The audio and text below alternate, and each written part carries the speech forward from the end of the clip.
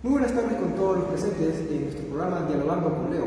El día de hoy tenemos un invitado de lujo, un invitado muy especial porque vamos a tocar un tema muy importante, lo que es reactivación económica y empleo. Tenemos en nuestro invitado de lujo al compañero Johan Montoya. El compañero Johan Montoya, cito textualmente, porque tiene una gran trayectoria.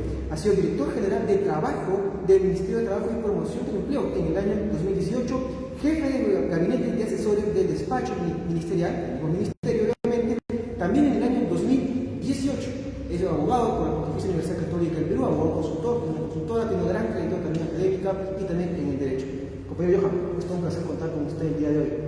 ¿Qué tal? Muy buenas tardes, Leopoldo, muchas gracias por la invitación, a ti y a todo tu equipo de producción, agradecerle también a Gianmarco por los esfuerzos para poder salir al aire, y aquí estamos para poder hablar de la reactivación económica y el empleo desde la base de Miraflores, y también felicitarte no solamente por el espacio de Dialogando con Leo, sino también por tu activismo en el Partido Aprista como joven que eres. Muchísimas gracias, compañero. Y que justamente usted menciona el tema juventud, ¿no? Y justo nos lleva a la primera pregunta, un tema muy importante que se ve, lo que es el tema de la activación económica y también lo que es empleo. Muchos jóvenes han sido afectados por el desempleo a raíz de la pandemia.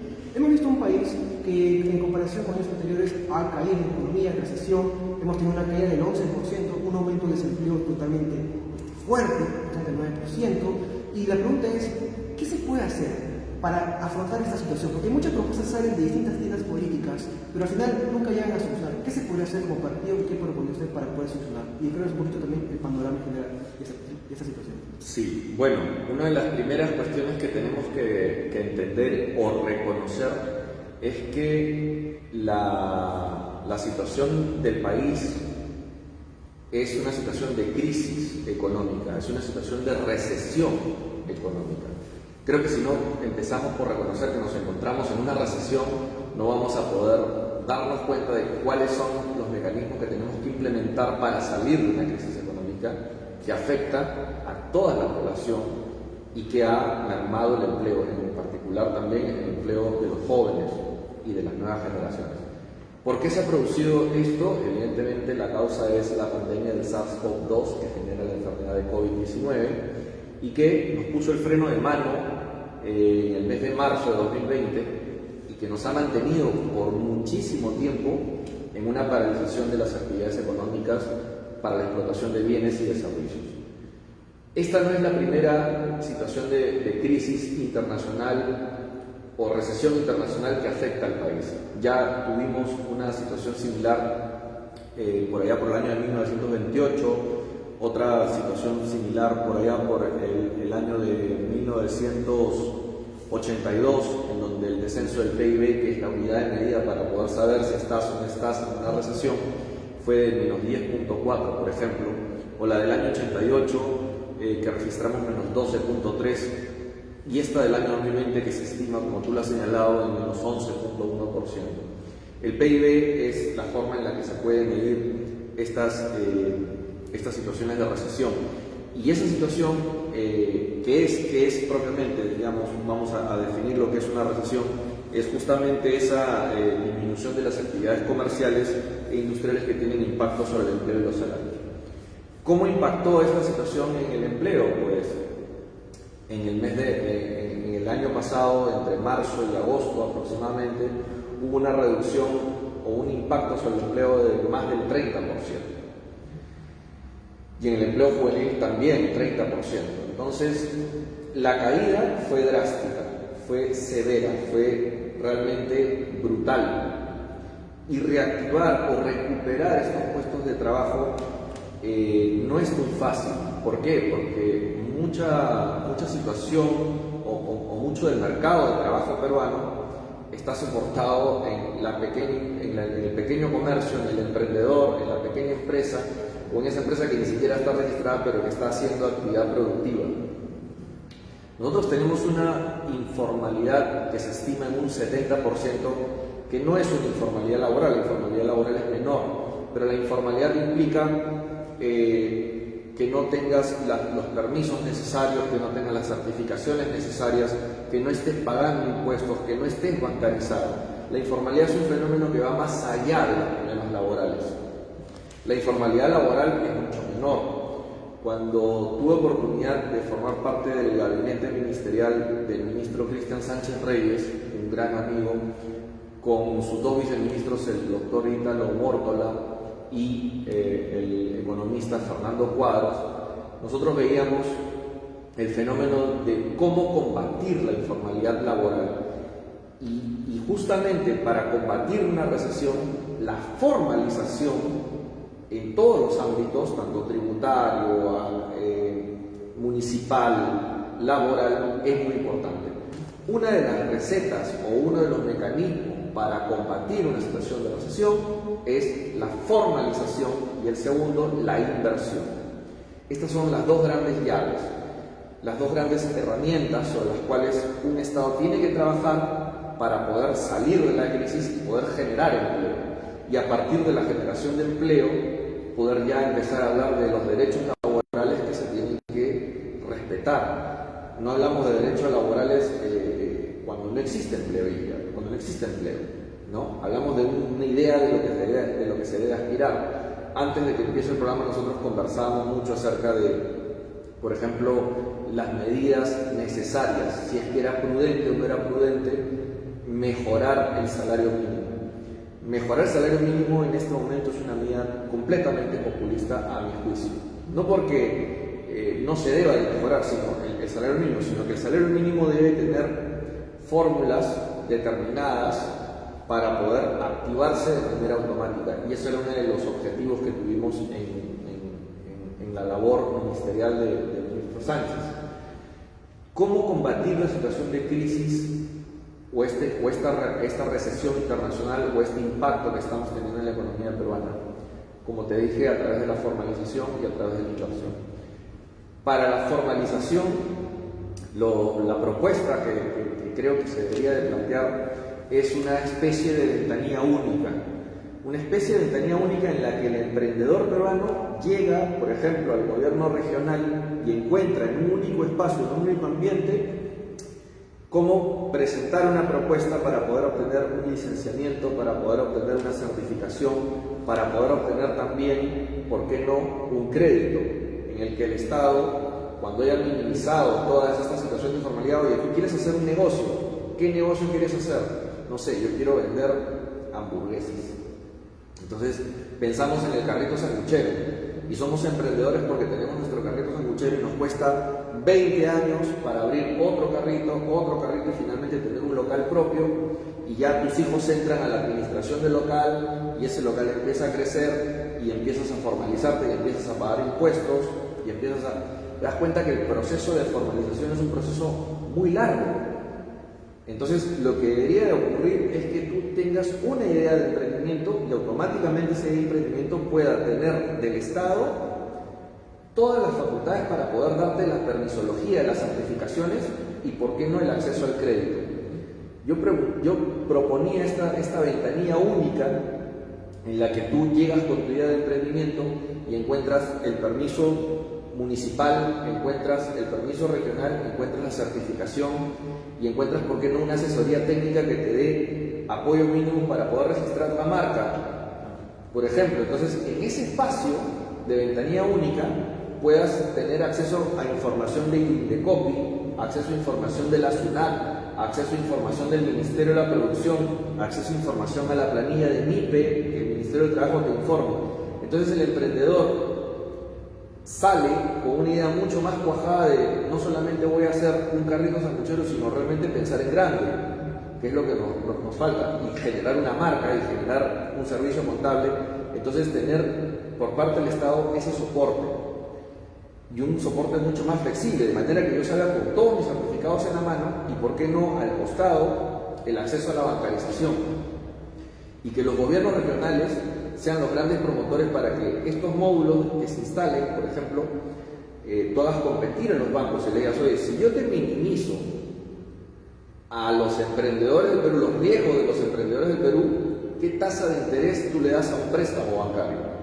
Capital semilla, ¿cómo voy a empezar este negocio? ¿Cuánta plata necesito para comprar, no un carrito sanguchero, sino para poder pagar un alquiler, para poder comprar una cocina, para poder emplear a alguien y pensar de una manera menos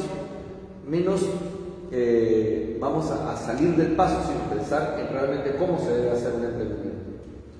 Si el banco te ofrece, el banco A te ofrece una tasa de interés del 12%, porque tenemos los riesgos altísimos, ese emprendimiento no va a crecer, ese emprendimiento no va a surgir, entonces la tasa de interés del banco es mucho más alta. Pero si yo como gobierno regional te garantizo que el riesgo de esta empresa, de que realmente pueda mantenerse al tiempo es menor, tú sabes que te va a retornar el dinero, entonces por lo tanto ya no me des 12%, te pido 7%, te pido 8%. Entonces los bancos tendrán que, el banco que quiera estar en el módulo junto al Estado, será aquel que ofrezca al Estado una menor tasa de interés. Entonces sales no solamente con tu permiso, sino además con la posibilidad de poder adquirir un préstamo con las garantías que el Estado pueda darte. Y de esa manera ya no piensas en un carrito, sino piensas en un local, con un arrendamiento, con un contrato formal, con un RUP, con una declaración de trabajadores, con tus obligaciones. Entonces empiezas formalmente. Esa es una primera medida. La propuesta está ahí. Una segunda medida es fomentar las inversiones, y no solamente la inversión privada, sino también la inversión pública. ¿Por qué? Porque la inversión y el crédito son los dos grandes motores que hacen de que la economía avance, de que la economía funcione. Entonces tenemos que destrabar grandes procesos, grandes inversiones que van a favorecer al Estado, la inversión privada y la inversión pública. Los complejos, los puertos, desarrollo de carreteras, desarrollo de telecomunicaciones, desarrollo de banda ancha, que se sienta que realmente el Estado está invirtiendo en desarrollar el país. Lo comentábamos también. Hay necesidad de poder cubrir los servicios básicos a las poblaciones más alejadas y poder hacer de que realmente la población del Perú salga de esa situación de extrema pobreza, como lo hizo el segundo gobierno aprista con el compañero presidente Alan García Pérez. Nosotros logramos una de las cifras históricas más importantes de la República del país, y fue bajar la cifra de pobreza extrema, un logro que ningún gobierno ha podido hacer. Entonces, con estas dos fórmulas vamos a poder hacer una reactivación del empleo, una reactivación de la economía y consecuentemente del empleo. Formalización e inversión. Muchas gracias por lo que nos comenta, es importantísimo porque es claro, lo que es la formación, lo que es la inversión, la verdad se ve mucha informalidad, ¿no? 70% en regiones como Huancavelica llega hasta el 90%, y es totalmente increíble y espantoso en algunos puntos que se debe solucionar evidentemente. ¿Cómo se podría fomentar más la inversión privada, profesor, compañero Johan? ¿Qué se podría hacer para que vengan más empresas al país? Vivimos ahorita en una incertidumbre total. ¿Qué se podría hacer? Por ejemplo, veo un poquito en las elecciones presidenciales en Chile, se promueve, por ejemplo, bajar el impuesto a la renta, bajar la IVA, ¿no? Para que también apoyar a los microemprendedores. Entonces tengo acá dos preguntas puntuales. ¿Cómo fomentar el tema de lo que es la inversión privada, y en el tema también de los emprendedores, si se debe flexibilizar más de lo que ya está el tema del régimen tributario? ¿Cómo se puede hacer eso? Bien, gracias por la pregunta, Leopoldo. Creo que ahí tenemos que saber entender, saber comprender el fenómeno empresarial. ¿Cómo fomentar la inversión privada? Cualquier persona que quiere emprender un negocio o cualquier empresa ya consolidada que quiere ingresar a un mercado necesita fundamentalmente estabilidad, que el piso esté parejo. Si tú encuentras un lugar en el que todo el mundo se está peleando, si tú entras, quieres ir de fiesta y ves una discoteca, y quieres entrar a la discoteca y ves que todo el mundo se está peleando, no entras, porque lo que tú quieres es divertirte, lo que tú quieres es disfrutar, bailar, relajarte, no quieres entrar a un lugar donde la gente se está peleando. Y esto dirigido a los jóvenes a quienes tú te diriges. Creo que el ejemplo nos permite poder conceptualizar cómo funciona la inversión. Una persona que quiere invertir en un negocio ve que el negocio esté estable, ve que el negocio realmente rinda frutos, ve que el negocio a mediano o largo plazo realmente pueda generarle ganancias. Tú no inviertes dinero en un negocio en un espacio donde la gente se está peleando y donde tu inversión corre riesgos. Por eso es tan importante darle a los actores sociales, a todos los actores sociales, darles estabilidad, darles tranquilidad. El gran mensaje de Víctor Raúl era lograr la paz social con justicia. Si no hay paz, no puedes hacer inversiones. Si no hay tranquilidad, si no hay estabilidad, no puedes hacer inversiones. Entonces, uno de los requisitos fundamentales es no solamente pacificar una región, sino además darle estabilidad. Y eso es lo que actualmente, lamentablemente, no se está encontrando en el Perú. ¿Por qué? Porque vivimos en un momento de convulsión política, porque tienes a una centro derecha o derecha que no acepta los resultados electorales, porque quienes han ganado ha sido la extrema izquierda, un discurso, por lo menos un discurso de extrema izquierda. Entonces tenemos esta confrontación de dos posiciones políticas que no encuentran o que no saben reunir en un programa claro qué es lo que se va a hacer con el país y hacia dónde queremos ir con el Perú. Entonces es lógico de que las inversiones no lleguen, es lógico de que tengamos a un presidente yendo al CADE a decir quiero que inviertan, y la persona que pone la plata y la que va a arriesgar su dinero va a decir yo no voy a apostar en una situación en la que el piso no está claro. Entonces esa necesidad de tener estabilidad es una cuestión que el gobierno tiene que saber transmitir. No lo sabe transmitir cuando da políticas populistas como la que comentábamos antes de entrar a tu programa, de oye, voy a hacer el aumento de la remuneración básica, o sale la primer ministra a decir voy a cerrar o se van a cerrar 4 proyectos mineros. Ojo que esos proyectos mineros ya tenían procesos de cierre de mina. Muy bien, ¿qué es lo que se necesita en este momento? Cerrar las unidades mineras cuando los minerales están al alza, es los precios, o no significa que tengan que mantenerse los procesos que ya tienen un proceso de cierre, pero tú estás pensando en el cierre o estás pensando en mantener lo que nos genera impuestos, porque creo que ahí hay que hacer un análisis y saber transmitir bien las ideas, ¿no? Esto no se trata de una expropiación, no se trata de un se trata de un proceso que ya viene continuando. Entonces la empresa, por ejemplo en este caso la empresa fósil, lo que dice es, oiga, un momento, aquí a mí me están cerrando de manera inconstitucional porque esto es un proceso que no necesariamente concluye el 2021 o que no necesariamente concluye el 2022, esto está programado a cerrar en el 2028. Entonces no puede salir alguien a decir esto cierra y cierra mañana. Eso es una mala señal al mercado, porque yo, que soy el empresario que está apostando, te está diciendo que esto por lo menos tengamos que poner de acuerdo. Si yo lo tengo programado, proyectado, que esto puede funcionar hasta el 2028, ¿por qué vienes tú y me dices tú cierras mañana? Entonces, esas señales no son claras para un mercado en el que, como te digo, si en este momento está al alza el mineral, pues lo que debemos hacer es aprovecharlo al momento y seguir produciendo, aun cuando esas empresas estén en un proceso de cierre. No significa que no produzcan, ojo. ¿Qué pasa cuando tú cierras una unidad minera? Pues todo lo que está alrededor, cero empleo. Entonces, si las cifras de empleo que han bajado 30% con la pandemia y lo estamos recuperando y ahora está al 15%, digamos, o a la mitad de ese proceso de recuperación, vas a incrementar poniendo más gente en la calle, más gente en el desempleo.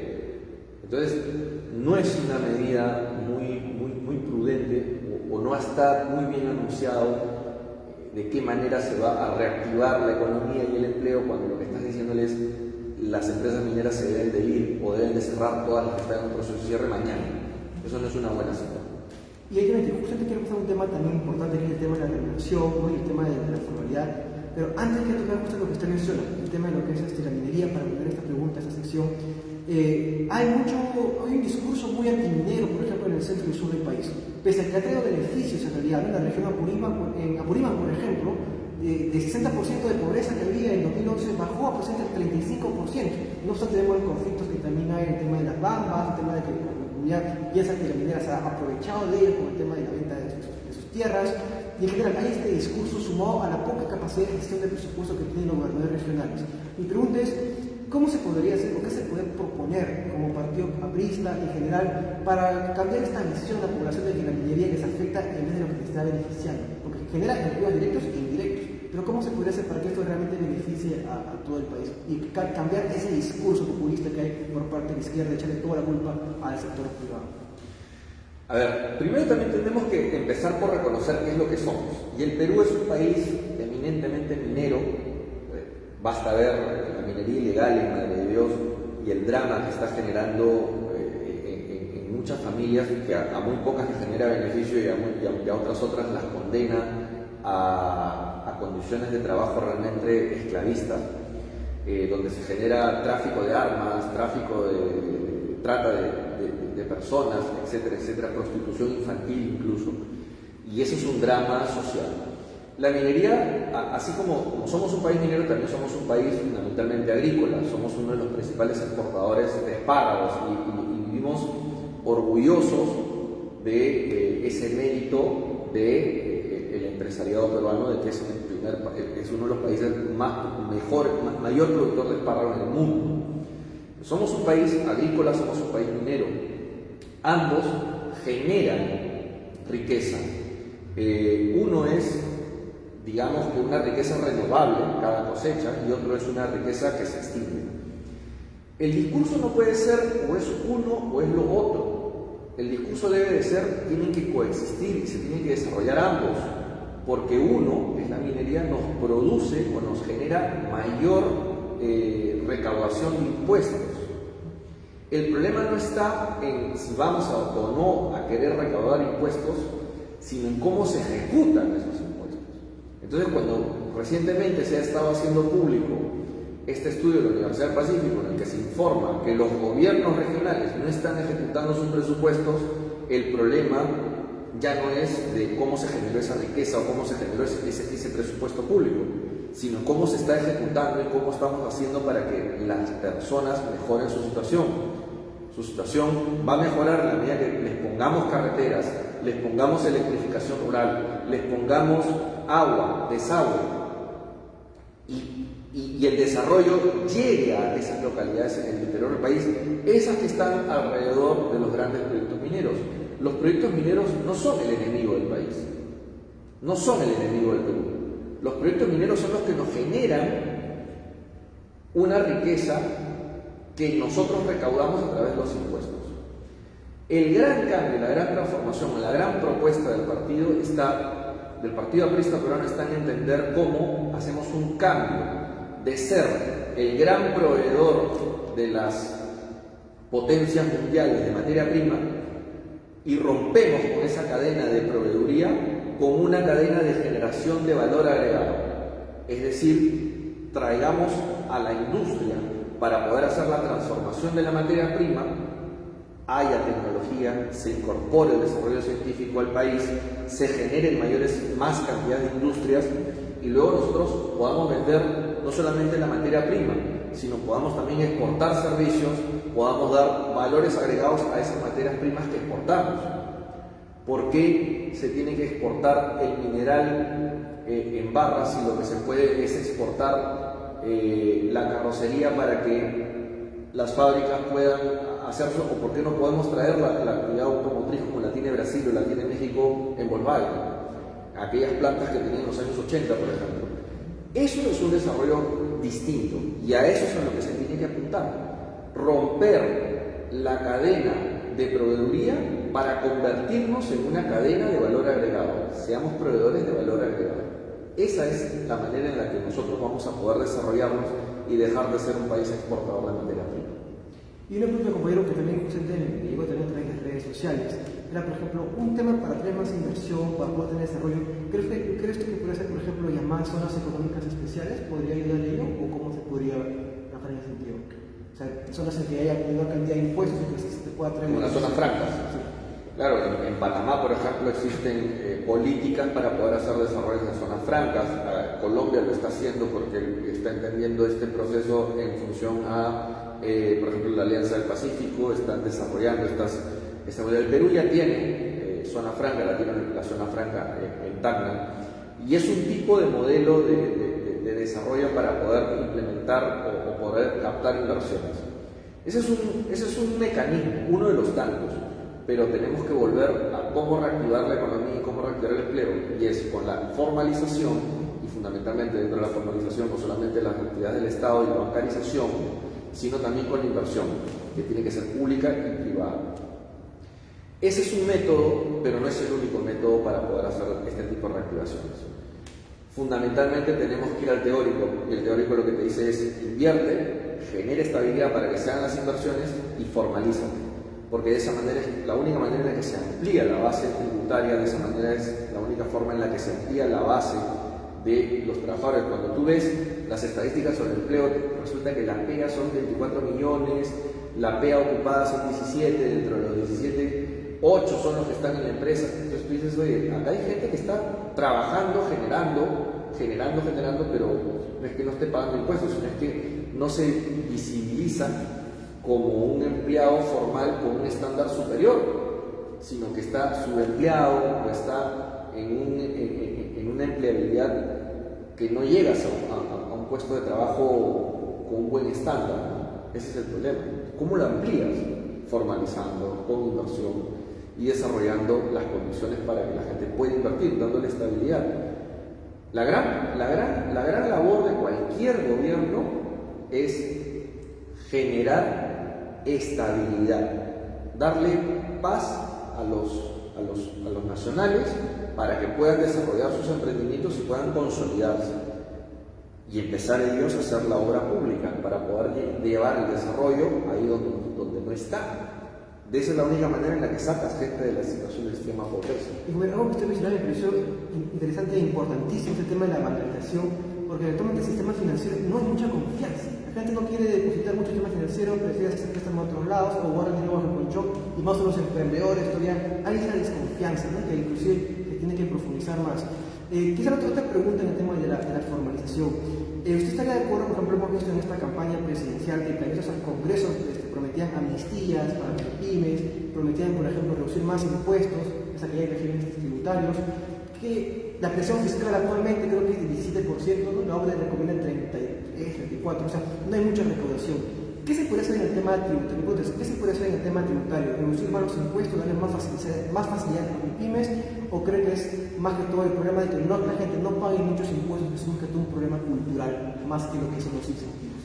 Creo que la labor del Estado está en hacerle entender al emprendedor, al ciudadano, que tiene una obligación y es pagar impuestos. Creo que nosotros como peruanos tenemos que entender que estamos obligados a pagar impuestos y que más bien la evasión tributaria es algo que está más que mal, está muy mal, es un delito. Y la informalidad nos lleva a esa situación. No puede ser que en el país tengamos una situación de informalidad que supera el 50%, llega al 70% la informalidad en el Perú. Con todo el respeto al emprendedor, con todo el respeto que merece aquel que se esfuerza en su trabajo, pero lo que se debe entender es que debemos de buscar la formalización, y por eso es que la labor del Estado, nuevamente te ponía el ejemplo de cómo poner, por ejemplo, la ventanilla única. Es, yo tengo una idea, yo tengo un desarrollo, yo salgo al mercado laboral y quiero desarrollar mi empresa, pero encuentro la traba burocrática, encuentro el sobrecosto laboral, encuentro la presión tributaria. Lo que debemos hacer es darle facilidades, no necesariamente bajando la presión tributaria o bajando los impuestos, sino incorporando a esa responsabilidad que tenemos que tener como emprendedores, como empresarios. Tengo que pagar impuestos, ese es el punto de base, ese es el punto de partida. Y a partir de ahí, hacer las estructuras que pueden ser diferenciadas, como tú en un momento lo señalabas antes del programa, que si soy una empresa que empieza, pues voy a tener algún tipo de beneficio o algún tipo de acceso al crédito para poder cumplir con mis obligaciones. Esa es una labor muy importante. La principal labor de SUNAT, creo yo, que en este momento está no por el lado tanto de la fiscalización, porque estamos en una situación de crisis, sino más bien en una situación de cómo abrir la base tributaria, cómo ensancharla, cómo incorporar a más peruanos a que cumplan, aunque sea poquito, pero que cumplan con sus impuestos, para poder hacer de que el presupuesto público, que ha sido golpeado tremendamente porque hemos estado parados, no se vea tan afectado y más bien tengamos un presupuesto que luego se termine ejecutando, porque resulta que si los gobiernos regionales están en un promedio de que no ejecutan alrededor del 35 o más del 35% de su presupuesto, entonces ¿en qué se lo están gastando? En el gasto corriente, en pagarle a sus funcionarios y en pagar por los servicios básicos, y al final el país no genera desarrollo. La responsabilidad en este momento está en este proceso de descentralización y el gobierno tiene que atender eso. Eso es una cuestión que se tiene que observar ahora mismo. ¿Cómo está el proceso de descentralización? ¿Cómo está esa ejecución del presupuesto público por parte de los gobiernos regionales? Esa es una labor. La otra labor del gobierno central es cómo ensancho yo la base tributaria. Pero para poder ensanchar esa base tributaria tengo que ir a atender a esos emprendedores y darles facilidades, darles acompañamiento, darles herramientas. Tú quieres poner un negocio y te vas al Indecopi y te cuesta más de 400 soles por inscribir una marca. Y tus ventas están al tas con tas y tú con la justa estás sobreviviendo porque tienes un proceso de emprendimiento pequeño.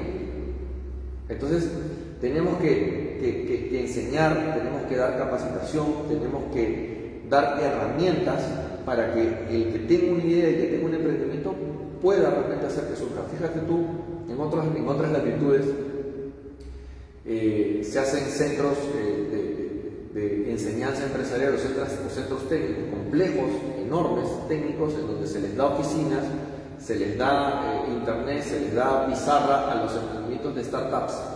Por ejemplo, lo acabo de ver ayer en un documental, o en una noticia, perdón, en España.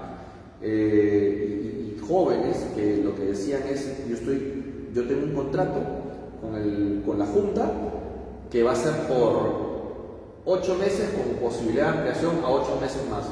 O sea, ese chico o ese proyecto empresarial tiene 8 meses de oficina gratis porque el gobierno regional se la está poniendo. El equivalente al gobierno regional le está poniendo el espacio para que desarrollen sus ideas, para que desarrollen el tema. Pero eso sí, tienen que dar resultados. Y ya han obtenido, veía en la noticia que habían obtenido contratos en Turquía, en Alemania, porque lo que habían hecho era un emprendimiento de tener, por ejemplo, básicamente lo que eran fotovoltaicas que recargaban las patinetas. Estas patinetas que ahora todo el mundo se traslada por la crisis en patinetas, no lo tiene donde recargar. Bueno, te ponían al costado de tu paradero el autobús una placa fotovoltaica, que significaba que con la luz solar se recargaba y tú podías recargar tu patineta y continuar tu trayecto. Eso era un alquiler que le hacía a los ayuntamientos, a los gobiernos locales. Los gobiernos te pagan por ese servicio. Entonces tú pones esa caseta que lo que está dando es un servicio, como la empresa de distribución de luz. Tú ahora lo que estás distribuyendo es energía. En vez de vender una pila, estás vendiendo una pila que es recargable. Recárgate aquí. Pero ¿quién paga esa factura? El ayuntamiento. Ese tipo de cosas, por ejemplo, son cosas muy, muy puntuales, muy aterrizadas de cómo hacer de que las empresas que nacen, que empiezan a surgir, tengan condiciones para que puedan seguir creciendo. La inversión es clave y a ejecutar adecuadamente el presupuesto, para que se pueda desarrollar y apoyar esos emprendimientos. Ya para ir finalizando la entrevista con Pedro, el tiempo nos ha quedado muy corto, hay un montón de cosas por hablar. Tengo 2 preguntas puntuales. Justo usted mencionó el tema de sobrecosto laboral, que también era un sentido probablemente, y el tema también de la ejecución de los presupuestos. Quiero ir a este lado, este último lado, para luego pasar al siguiente. El tema de ejecución presupuestal. ¿Qué se podría hacer para que se ejecute adecuadamente? Hay regiones que ni siquiera ejecutan el 50%. Es un tema que parte del gobierno y ya meramente en la capacidad de los gobernadores, y estamos condenados a ver quién nos toca. La responsabilidad la tenemos los peruanos porque no sabemos elegir. Cada elección es importante y hay que elegir bien. No hay que elegir un discurso bonito, hay que elegir un programa.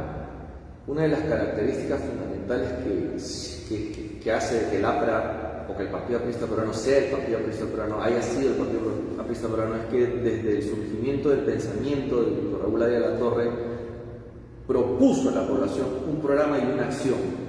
Le dijimos, estos son los problemas del país y nosotros sabemos cómo resolverlos. Y por eso es que durante mucho tiempo el APRA ha sido un muro de contención frente a las ideas populistas de esto se desarrolla dándole plata a los pobres, esto se desarrolla subvencionando absolutamente todo. Esa no es la solución. Los gobiernos regionales tienen que ejecutar presupuesto y tienen que saber cómo. Y si no saben cómo, pues lo que se tiene que hacer desde el Estado es la capacitación constante, permanente a los nuevos funcionarios, la capacitación constante y el acompañamiento, no solamente a través de Contraloría para la gran contratación, sino para la contratación más básica. Y esos expedientes tienen que estar en formatos que se hagan en todos los gobiernos regionales. ¿Por qué no existen estos grandes? Se trata de tener estos formatos, pero luego, como se quiere hacer el gato por liebre, como se quiere hacer esto que está mal, los procesos demoran. La compañera Mónica Yaya recientemente en el Congreso de la República, a propósito de la contratación de los familiares del ministro de Justicia y los familiares del ministro de Economía, exponía uno de los problemas que tienen las pequeñas empresas o los emprendedores de Perú cuando van al gobierno regional y cuando han cumplido con la obra no les quieren dar la conformidad del servicio. ¿Por qué? Porque lo que quieren es que les den un incentivo a un funcionario para poder firmar una orden que debería estar automatizada. Eso, por ejemplo, puede ser un proceso que se tiene que automatizar. ¿Podemos automatizar la conformidad del servicio? Sí, se puede automatizar. De hecho, a través de una empresa, con unos clientes en Europa, nosotros veíamos un proceso. Esta es una empresa que nosotros le dimos asesoría para su asentamiento en el Perú, porque ellos estaban trabajando un proceso justamente de conformidades en el canal de Panamá, en el nuevo canal de Panamá. Un proveedor de la empresa constructora a cargo del canal de Panamá contrató los servicios de una empresa informática que le da los procesos de conformidad de servicios y de los avances de obra. Y nosotros habíamos dicho, oye, esto sería una idea extraordinaria para o el Ministerio de Transportes, o Provías, o la contratación pública en general en el Perú, de manera tal de que esas conformidades se automaticen y esas empresas peruanas no tengan esos problemas con esos gobiernos regionales que lo que hacen es ponerles trabas y al final no se ejecutan los presupuestos. Esa, por ejemplo, es una solución. Vuelvo a la idea principal. Uno de los principales valores o las principales fortalezas que ha tenido el Partido Aprista Peruano a lo largo de su historia es que no es un discurso bonito, sino es un programa de acción. Sabemos cómo dar solución a los grandes problemas del país. Y esa es una de las propuestas que se pueden lanzar en este relanzamiento y en esta recomposición que tiene nuestro partido. Muchísimas gracias, compañero, por todo lo que mencionas. Es muy importante tener en cuenta porque obviamente el tema de la formalización, el tema de la gestión pública, el tema de la discusión del presupuesto, todo es una suma que al final va a ayudar a que el país salga adelante, porque en realidad no hay funcionarios capacitados, hay mucha burocracia que genera muchos costos, hay pocos incentivos en el tema tributario, no se avanza. Entonces es importante lo que usted menciona. Quiero hacer una última pregunta de manera ya de reflexión. ¿Qué consejos o qué reflexiones finales brindaría a los jóvenes que quieren hacer una carrera en el sector público? Tanto apristas como no apristas. Los jóvenes que gustaría estar en el sector público, desarrollarse ahí, ¿qué reflexiones finales pueden dar? ¿Qué consejos?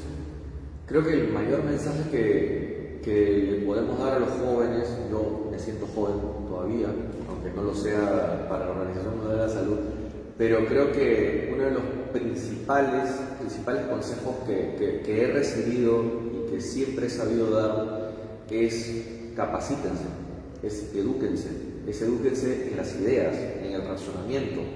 No sean la caja de resonancia y repitan lo que no entienden, sino razonen y tengan sus propias conclusiones, no por lo que digan las redes sociales, no por lo que digan los líderes de opinión.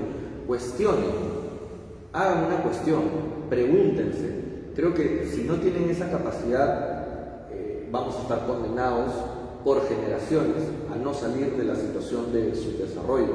El Perú es un país con gente muy inteligente, con gente muy trabajadora, con gente muy emprendedora, con gente muy alegre. Somos una nación muy diversa y los jóvenes no pueden perder la esperanza. Quédense en el país, trabajen en el país, piensen en cómo desarrollar nuestro país, porque este país es grande y este país va a ser más grande cuando el Partido Aprista Peruano vuelva a la conducción de su nación. Ese va a ser el momento en el que los jóvenes van a poder entender realmente que pueden lograr grandes objetivos, como se logró, por ejemplo, en el segundo gobierno aprista, en el que más de 20 puntos más de 20% de la población en extrema pobreza salió de esa situación. Ese es el mensaje. Muchas De esperanza. De todas maneras, como de esperanza, capacitación para que el partido vuelva a reconquistar el corazón de los peruanos. Muchísimas gracias, compañero. A todo nuestro público que nos está viendo, muchísimas gracias. Pedimos que puedan compartir, difundir, dejar su reacción para que más personas lo puedan ver a nivel nacional e internacional. No hay mejor manera también de cambiar nuestro país que a través de la difusión del conocimiento. Compartan, difundan y nos vemos en una próxima oportunidad. Hasta luego y muchísimas gracias, doctor. Muchas gracias, Leopoldo, y felicitaciones nuevamente por tu emprendimiento y por tu esfuerzo a través de Dialogando con Leopoldo. Gracias por la invitación. Muchas gracias.